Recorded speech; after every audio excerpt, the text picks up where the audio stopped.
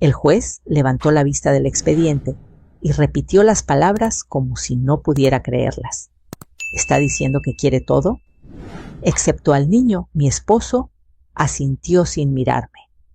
Mi abogado me apretó el brazo bajo la mesa y susurró: «Esto es una locura. Tenemos que pelear». Yo no respondí. Solo escuché el zumbido viejo del ventilador del pasillo, el roce de una silla, una tos nerviosa. No dije al fin: «Dénselo todo». El juzgado quedó en silencio. Mi esposo sonrió. No sabía lo que acababa de aceptar. Nunca pensé que el final de 23 años de matrimonio cabría en una sala tan pequeña.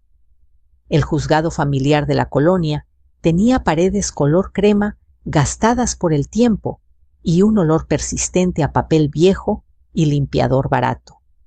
El tipo de lugar donde la gente entra con esperanzas rotas y sale con papeles sellados que pesan más que cualquier maleta.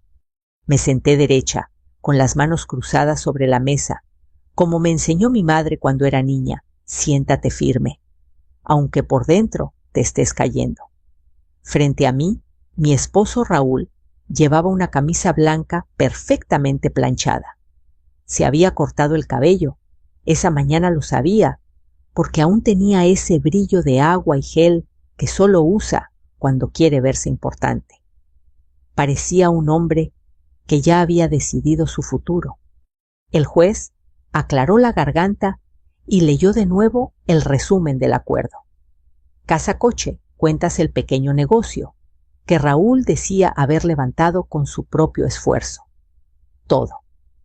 Y luego, esa frase que cayó como una piedra en mi pecho: el menor quedará bajo la custodia de la madre. Raúl ni siquiera pestañeó. No lo dijo con crueldad abierta. Lo dijo como quien decide qué mueble no cabe en la mudanza. Nuestro hijo Mateo tenía 17 años. Aún dejaba la mochila tirada en la entrada. Aún me preguntaba si había frijoles cuando llegaba de la escuela. Aún me buscaba con la mirada cuando algo le dolía, aunque fingiera que ya era un hombre. Y su padre acababa de dejarlo fuera del reparto como si fuera un trámite incómodo. Mi abogado, el licenciado Herrera, se inclinó hacia mí. Olía a café recién tomado y a menta. «No firme esto», susurró. «Está pidiendo demasiado. Podemos detenerlo».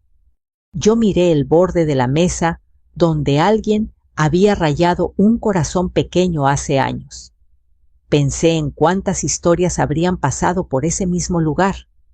Cuántas mujeres habrían querido gritar y no lo hicieron. Cuántos hombres se fueron creyendo que habían ganado. No dije despacio: «Dénselo todo». El silencio fue inmediato pesado. El ventilador del pasillo seguía girando, pero parecía que hasta él se había detenido. El juez levantó la vista. Mi abogado abrió un poco la boca sorprendido. Raúl, en cambio, sonrió. Una sonrisa breve, satisfecha, como la de alguien que confirma que el cálculo fue correcto. Si alguien me hubiera visto desde fuera, habría pensado que estaba derrotada. Pero por dentro algo se acomodaba con una calma extraña. No era resignación, era decisión. Porque esta historia no empezó en ese juzgado. Empezó meses antes, una madrugada con la luz azul de un celular iluminando la cocina. Recuerdo la hora exacta porque miré el reloj del microondas 2:14 AM. Me levanté a tomar agua. Las rodillas me dolían como siempre y caminé despacio para no despertar a Mateo. La casa estaba en silencio, ese silencio profundo que solo existe cuando todos duermen y uno se siente un poco ajeno a su propia vida. Raúl estaba sentado en la mesa de la cocina. No me escuchó. Tenía el celular entre las manos inclinado hacia él como si protegiera algo. La luz le dibujaba sombras raras en el rostro. Olía a un perfume distinto. No el que yo le había regalado en Navidad. No quise espiar. Me quedé quieta, solo un segundo más el suficiente para leer una frase que brilló grande blanca, sobre la pantalla oscura. Cuando ya no tengas que cargar con ella, todo será más fácil. Sentí que el estómago se me cerraba. Raúl sonrió. No una sonrisa educada, sino una real, de esas que ya no me dedicaba. Di un paso atrás sin hacer ruido y regresé al pasillo. En el baño me miré al espejo. Vi a una mujer de 49 años con líneas finas alrededor de los ojos y el cabello recogido sin pensar. Una mujer que había sostenido esa casa con horarios, comidas calientes y cuentas pagadas a tiempo, y que sin darse cuenta había empezado a ser llamada carga. No le dije nada esa noche, tampoco al día siguiente. Aprendí hace mucho que los gritos solo sirven para tapar filtraciones, no para arreglarlas. Yo preferí observar. Las semanas siguientes todo empezó a moverse. Raúl llegaba más tarde. Cambió su forma de vestir. Empezó a hablar de oportunidades y merecer más. Mateo notó la ausencia primero que yo. «¿Papá ya no va a cenar?», preguntó una noche. «¿Está trabajándome en ti?». Luego empezaron a desaparecer las cosas. Primero la televisión grande de la sala. «La presté para una presentación», dijo Raúl. Después la mesa de madera que habíamos comprado cuando Mateo tenía 5 años. La cambió por una más barata. Es temporal, repetía. «No exageres». Yo no exageré. Anoté. Tomé fotos, guardé recibos, revisé estados de cuenta. Vi números que no cuadraban. Vi transferencias hechas rápido, como quien se lleva algo antes de que alguien más lo note. El golpe más fuerte fue el fondo de estudios de Mateo. No era una fortuna, pero era su futuro. El dinero que guardé, dejando de comprar ropa nueva, trabajando horas extras, diciendo luego. Cuando vi el saldo reducido, sentí algo romperse como una viga que aguanta demasiado tiempo. Cuando enfrenté a Raúl, ni siquiera se disculpó. «Es nuestro dinero», dijo. «Luego se repone». Ahí entendí todo. No se estaba yendo, estaba vaciando la casa. Y cuando meses después me pidió el divorcio, con una lista clara de lo que quería llevarse, yo ya había tomado una decisión. No iba a pelear como él esperaba. Iba a dejarlo pedir. Iba a dejarlo tomar. Porque cuando alguien exige todo, también acepta el peso completo. Por eso, en ese juzgado, cuando el juez me miró, esperando una reacción distinta, yo repetí con voz tranquila: «Dénselo todo». Raúl sonrió seguro de su victoria. Yo bajé la mirada y esperé. Después de aquella madrugada, la casa no volvió a sentirse igual. No hubo discusiones escandalosas ni portazos. No hubo platos rotos ni lágrimas teatrales. La traición no llegó con gritos. Llegó con pequeños cambios que uno por uno parecían insignificantes. Como las grietas finas en una pared vieja, al principio no asustan, pero anuncian algo que se está moviendo por dentro. Raúl empezó a hablar menos. No era silencio total, sino frases cortas funcionales. «Ya comí. Llego tarde. No me esperen».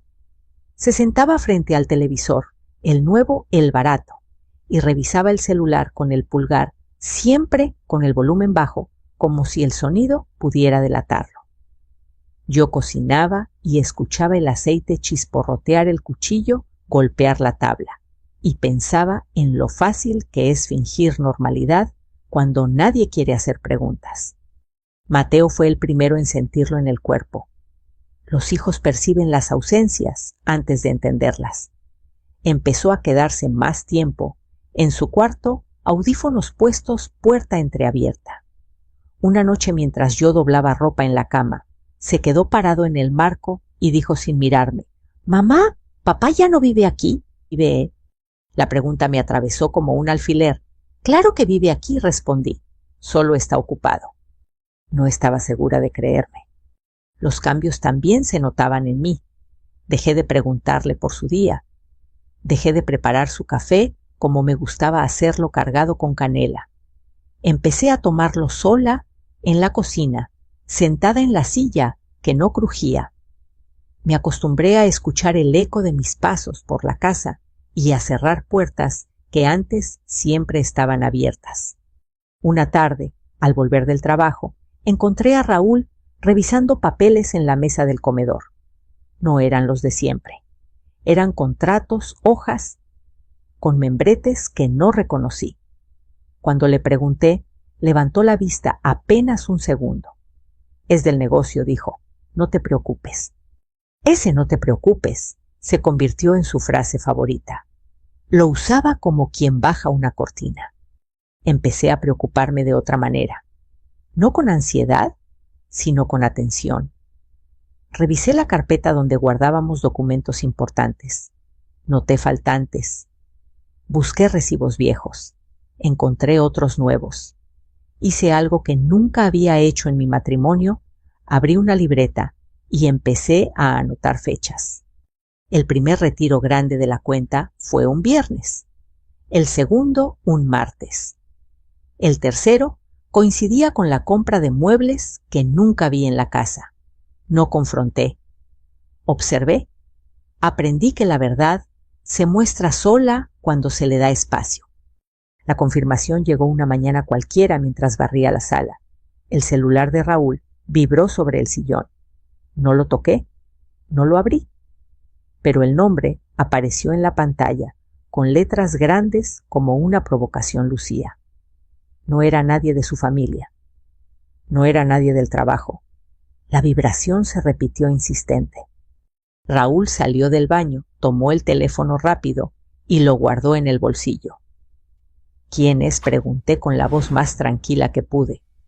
Una clienta respondió sin dudar. No empieces.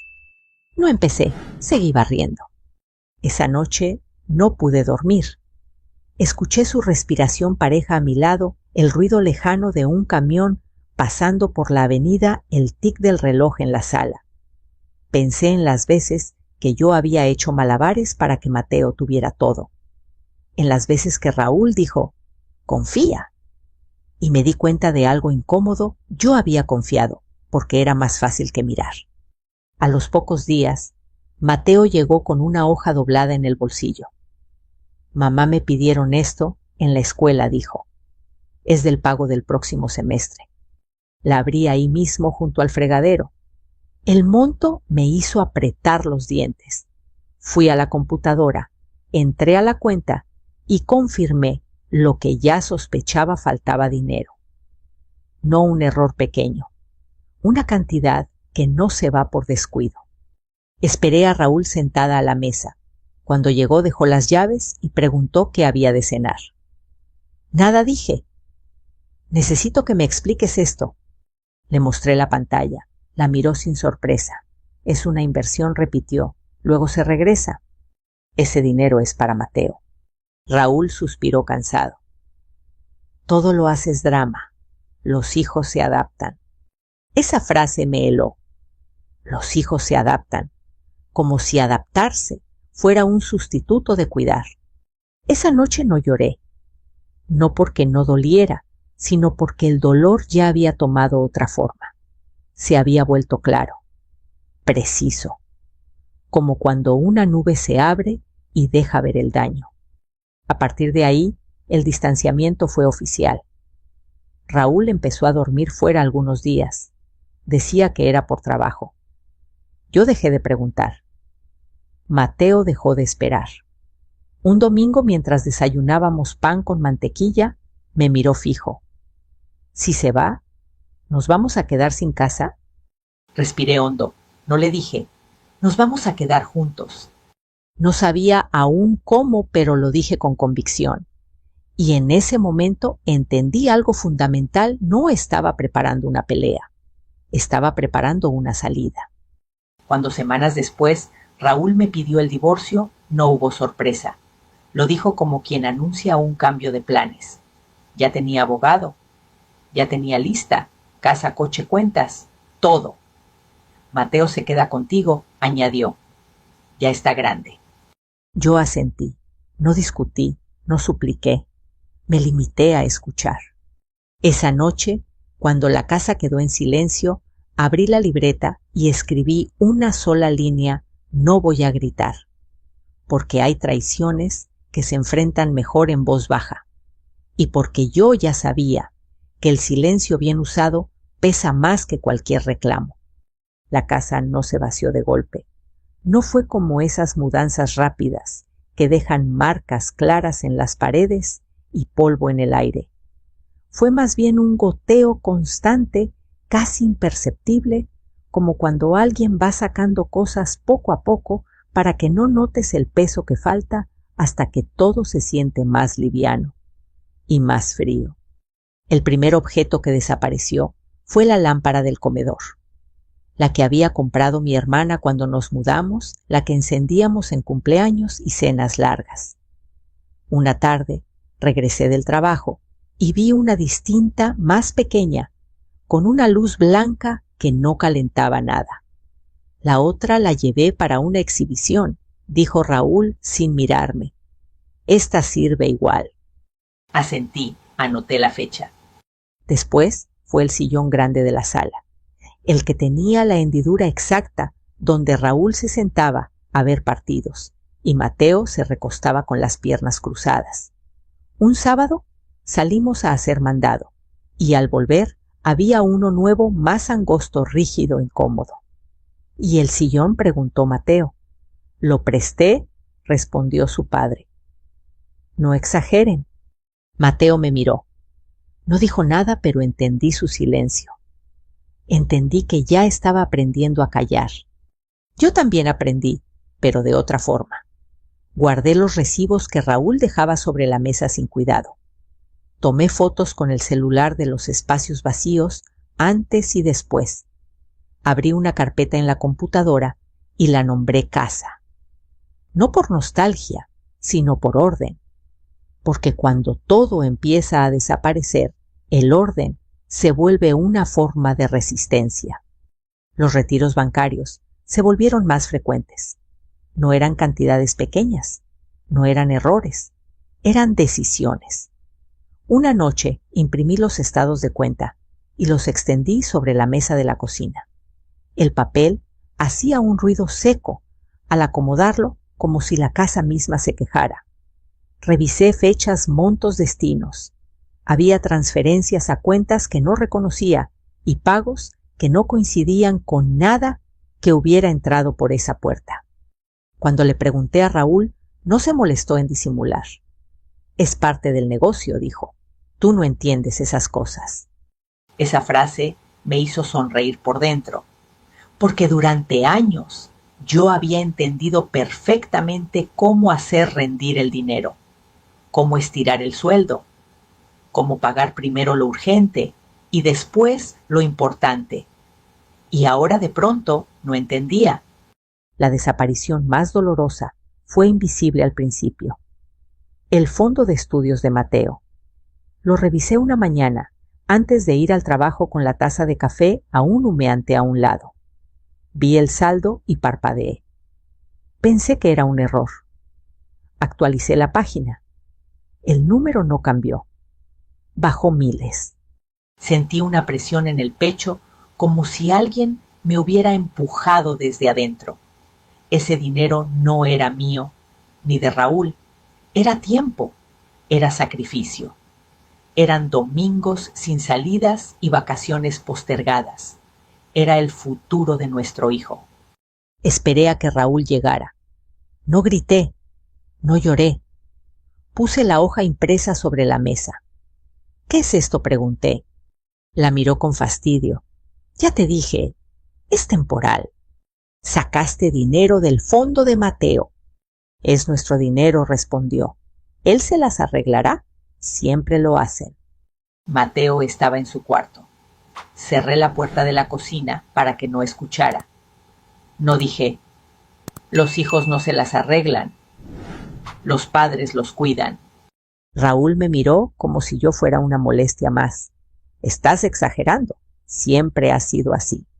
Esa noche, cuando Mateo salió por agua, me encontró sentada a la mesa mirando los papeles. ¿Pasa algo?, preguntó. Lo miré.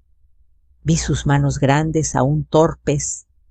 Vi al niño que había sido y al hombre que estaba empezando a ser. Pasa que la casa está cambiando, le dije, pero no tú. Asintió. Se fue a dormir sin hacer más preguntas. Yo me quedé despierta, escuchando el refrigerador encenderse y apagarse como un corazón cansado. Los días siguientes, la casa siguió perdiendo cosas.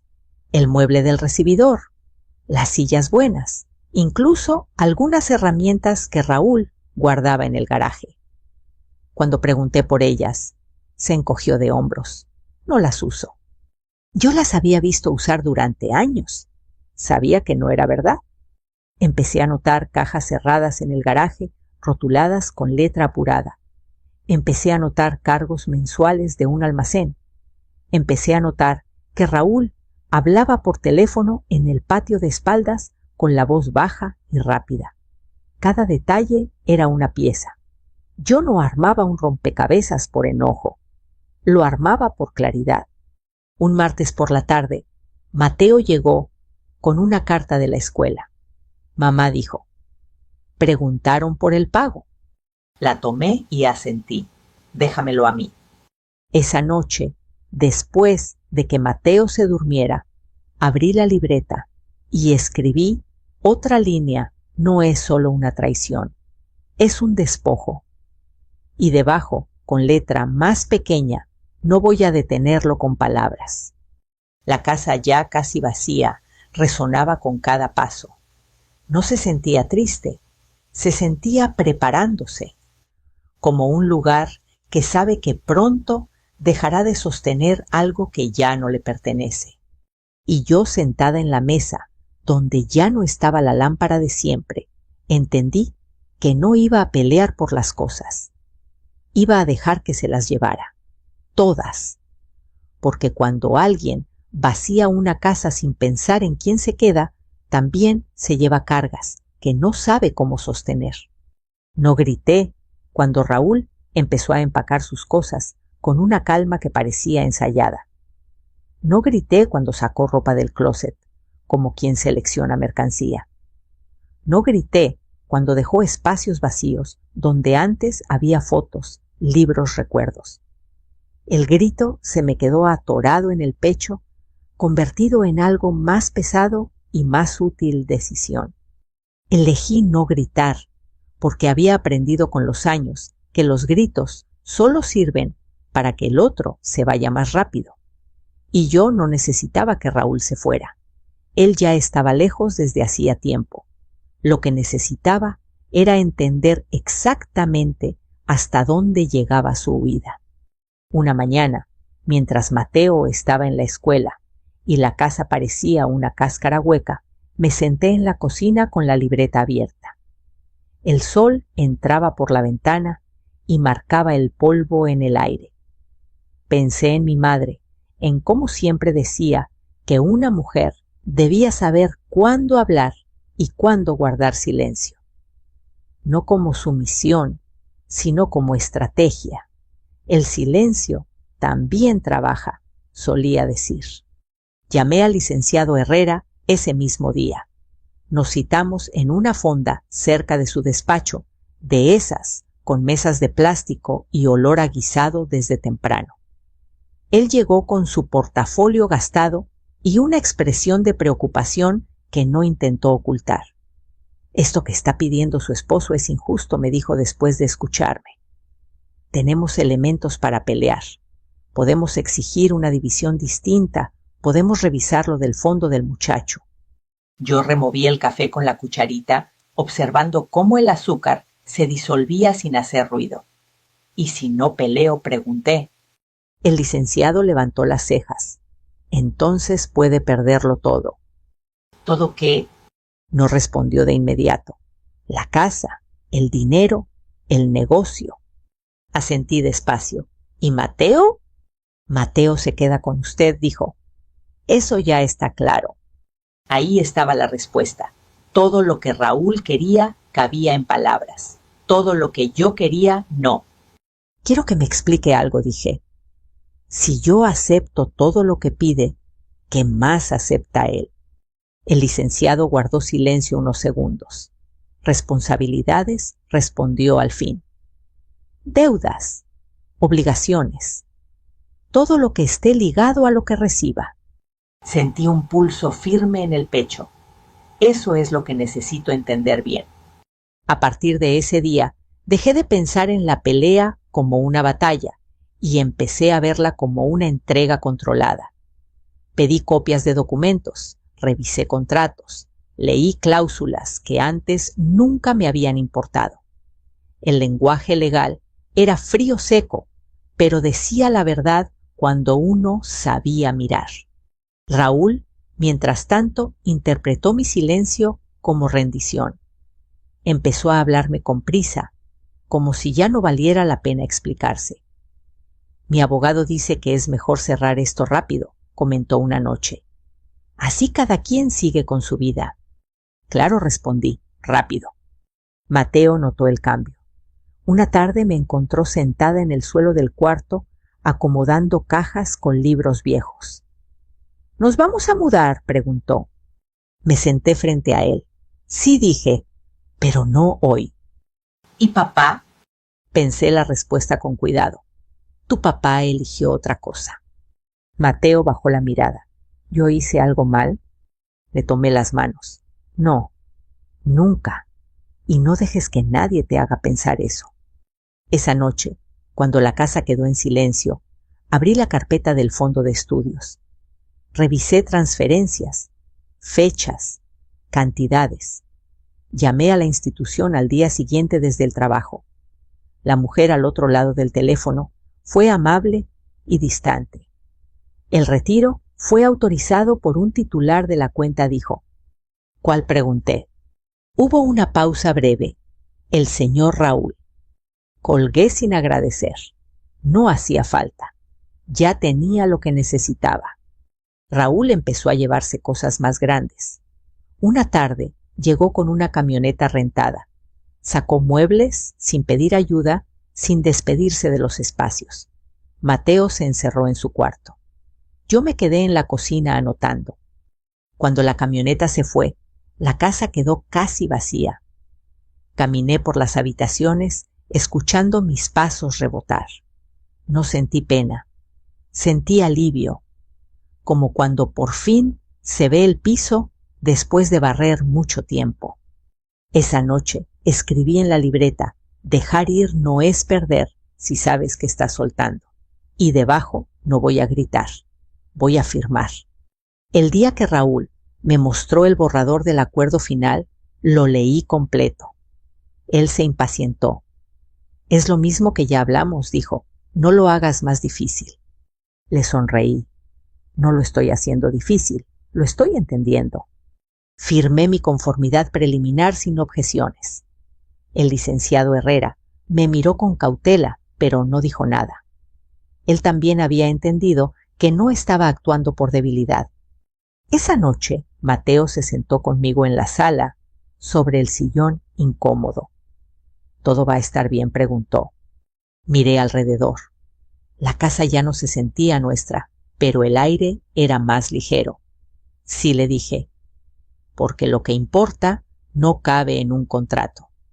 Y mientras Raúl celebraba en silencio su aparente victoria, yo seguí revisando papeles, fechas y responsabilidades, sin prisas, sin gritos, preparando el momento en que el silencio dejaría de ser vacío y empezaría a pesar. Raúl empezó a comportarse como alguien que ya había ganado antes de cruzar la meta. Caminaba por la casa, lo que quedaba de ella, con una ligereza nueva, como si el suelo ya no le perteneciera, y eso lo hiciera más liviano. Hablaba por teléfono sin bajar la voz, mencionando fechas, planes, palabras como después del acuerdo y cuando todo sea mío. No se molestaba en ocultarlo. Para él la historia estaba cerrada. El borrador final del convenio llegó un jueves por la tarde en un sobre manila que el mensajero dejó en la puerta. Lo tomé con calma y lo puse sobre la mesa de la cocina. No lo abrí de inmediato. Preparé café. Me senté. Escuché el silencio de la casa interrumpido solo por el ruido lejano del tráfico. Luego rompí el sello. Las páginas eran muchas, demasiadas para alguien que dice querer terminar rápido. Casa-coche, cuentas bancarias. El negocio de asesoría que Raúl había armado con prisa y orgullo. Todo pasaba a su nombre. A mí me dejaban mis cosas personales, ropa, libros, la custodia de Mateo. Nada más. Ninguna compensación. Ninguna pregunta.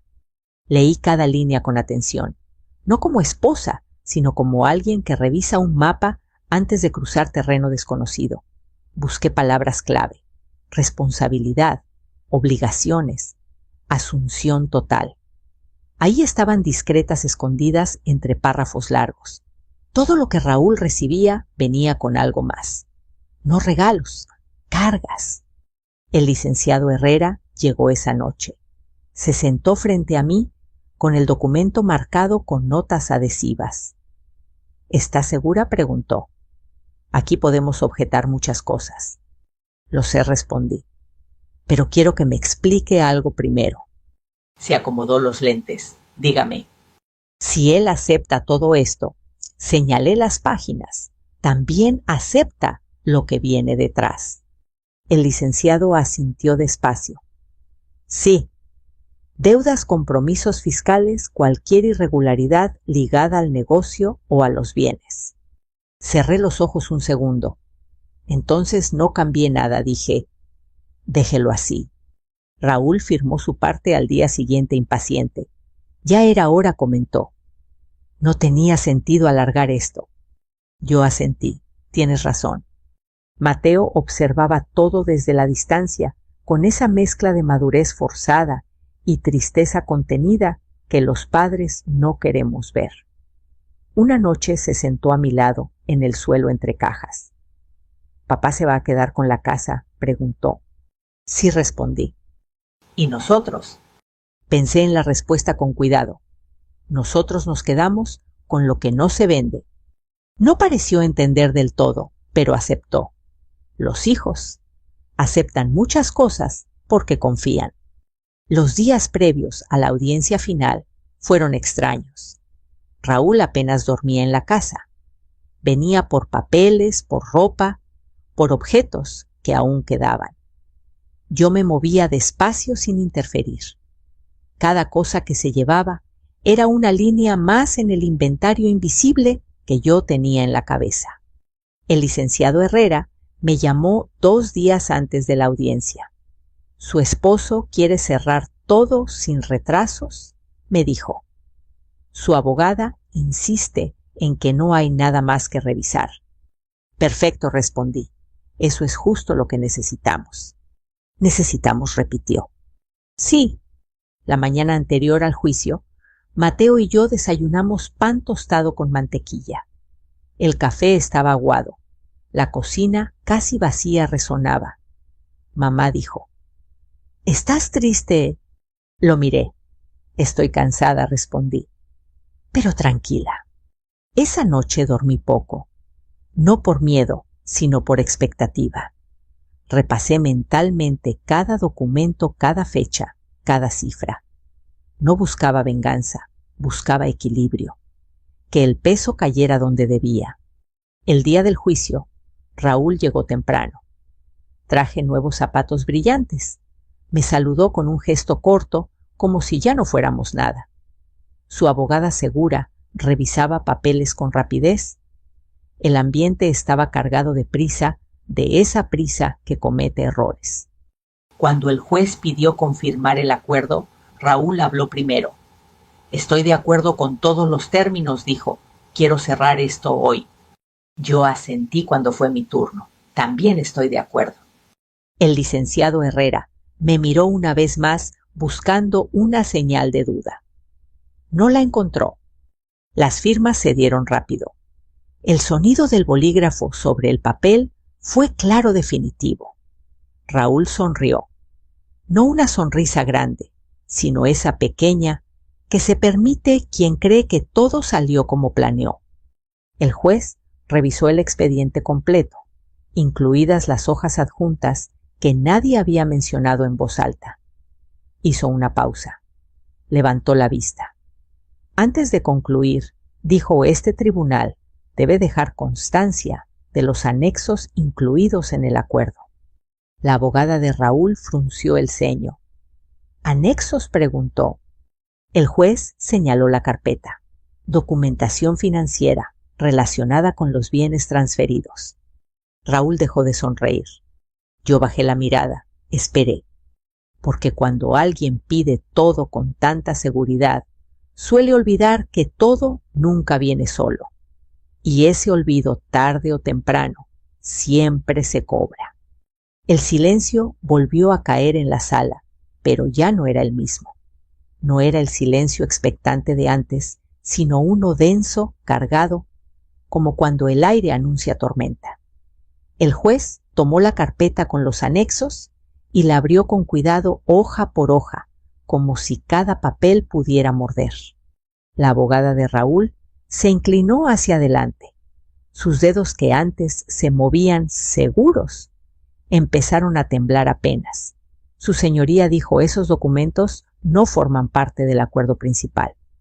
El juez levantó la vista por encima de los lentes. Forman parte de lo que su cliente aceptó, respondió. Están referidos explícitamente en la cláusula de asunción total. Raúl me miró por primera vez en toda la mañana. No con enojo todavía, sino con confusión, como si el piso hubiera cambiado de textura sin avisar. El juez pasó a la siguiente página. Aquí se detallan obligaciones fiscales pendientes vinculadas al negocio que el señor Raúl ha decidido conservar en su totalidad. La abogada tragó saliva. Eso no fue lo que se nos presentó inicialmente. El juez alzó una ceja. ¿Está diciendo que su cliente firmó sin revisar los anexos? Antes de que pudiera responder, Raúl habló. ¿Qué obligaciones?, preguntó. Tú dijiste que todo estaba limpio. La abogada giró hacia él pálida. Raúl, déjame revisar. Revisó. Pasó páginas con rapidez creciente. El sonido del papel era seco, nervioso. El murmullo en la sala comenzó a crecer. Alguien tosió en la última fila. El alguacil cambió el peso de un pie al otro. Aquí, dijo el juez, también consta un retiro de fondos de una cuenta protegida destinada a estudios. Raúl abrió la boca. Eso fue temporal, dijo. Se iba a reponer. ¿Fue autorizado por ambos titulares?, preguntó el juez. La abogada de Raúl levantó la cabeza alarmada. ¿Esa cuenta era compartida? No respondí por primera vez con voz firme. Era para nuestro hijo. El juez me miró, luego volvió a los documentos. Los anexos indican que el retiro fue realizado unilateralmente por el señor Raúl y que el monto no ha sido devuelto. Raúl se puso de pie de golpe. Esto no es justo, dijo. Nadie me explicó esto. El juez levantó la mano. Siéntese, señor. Raúl no obedeció de inmediato. Me miró con los ojos abiertos buscando algo. ¿Tú sabías?, me preguntó. ¿Sabías de esto? Lo miré a los ojos por primera vez sin miedo. Sabía lo que firmabas. Respondí. Lo mismo que yo. La abogada dio un paso atrás, llevándose la mano al pecho. Su señoría dijo con la voz quebrada: esto cambia todo. Y entonces ocurrió. No fue un grito largo ni teatral.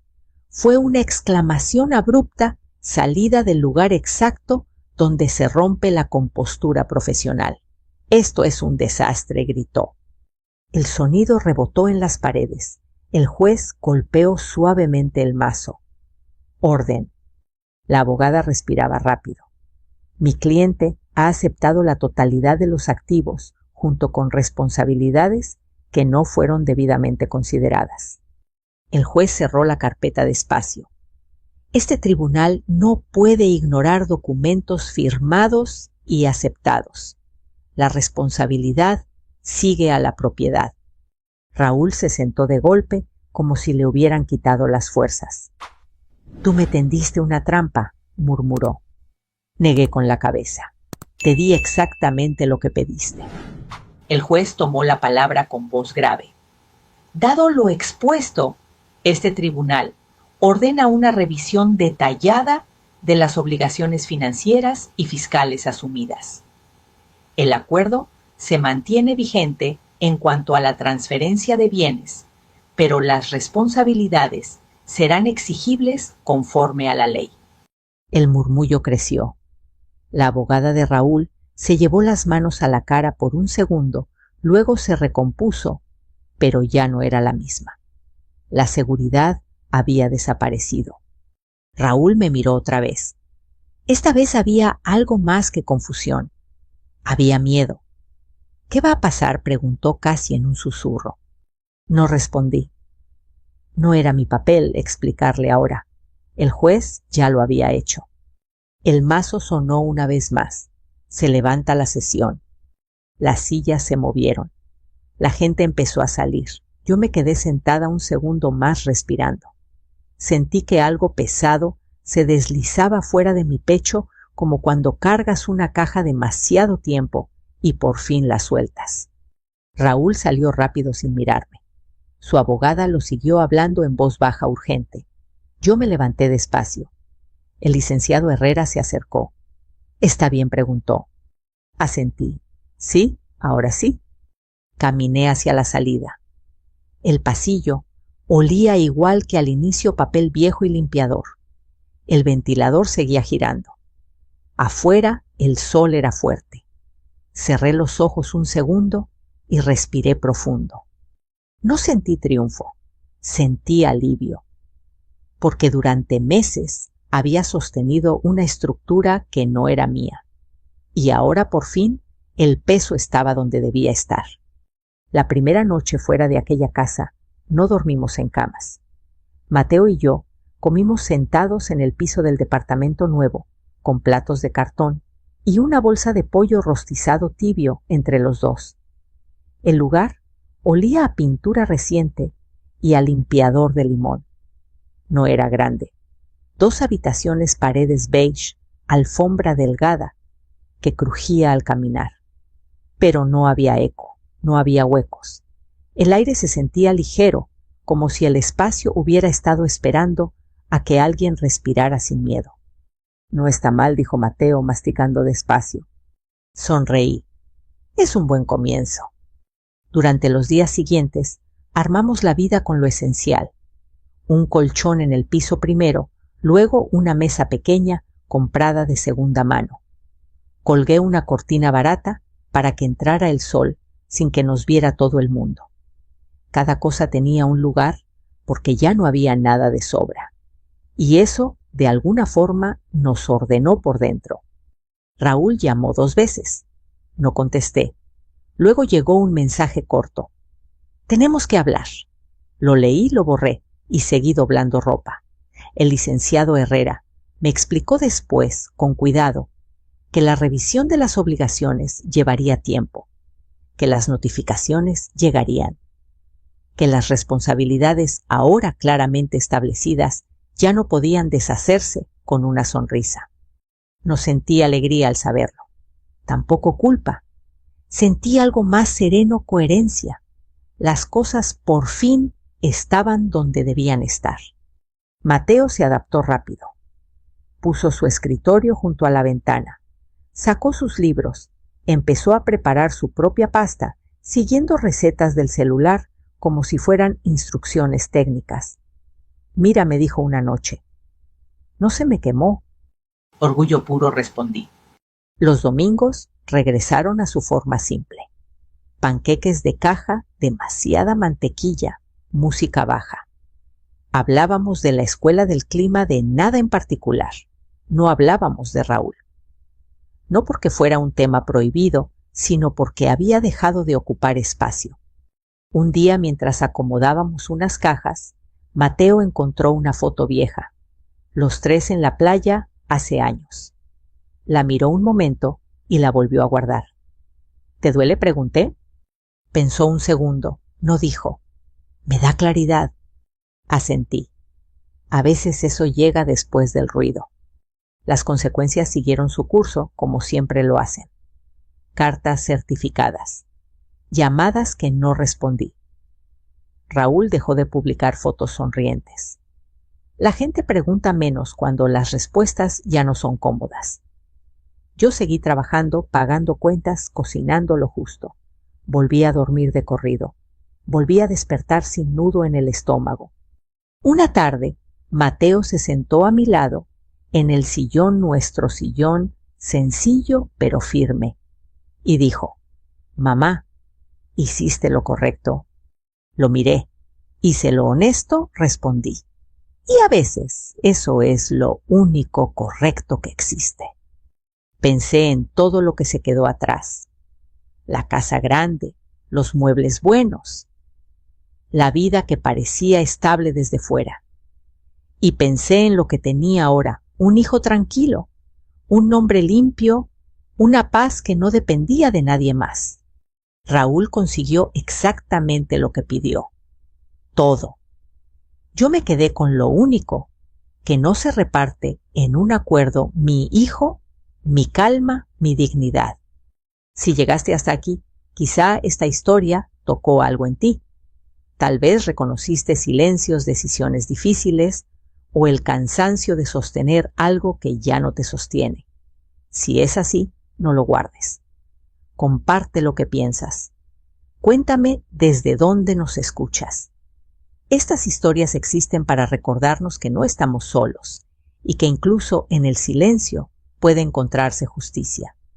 Aquí seguiremos compartiendo historias profundas y humanas cada día. Si quieres acompañarnos, suscríbete y no te pierdas la próxima historia. Sigamos este camino juntos.